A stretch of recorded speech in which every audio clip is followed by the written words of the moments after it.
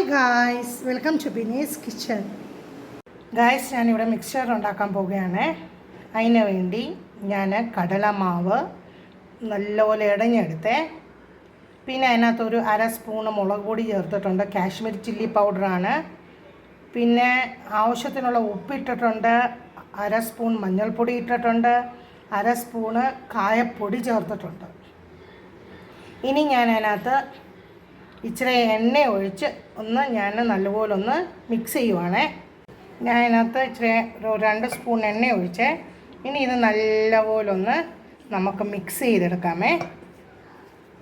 ഇങ്ങനെ ചെയ്യുന്നുണ്ട് നല്ല ടേസ്റ്റായിട്ട് സോഫ്റ്റായിട്ട് വരും.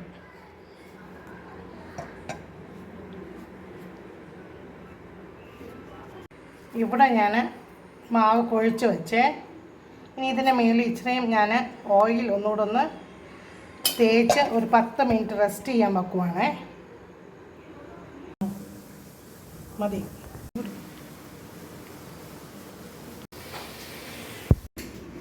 അങ്ങനെ നമ്മുടെ മിക്സർ റെഡി ആയിട്ടുണ്ട്. മിക്സറിനകത്ത് ഞാൻ ഇച്ചിരി കപ്പലണ്ടിയും അവലും വറുത്തിട്ടിട്ടുണ്ട്. അങ്ങനെ നമ്മുടെ മിക്സർ റെഡി ആയിട്ടുണ്ട്. അടിപൊളിയാണ്.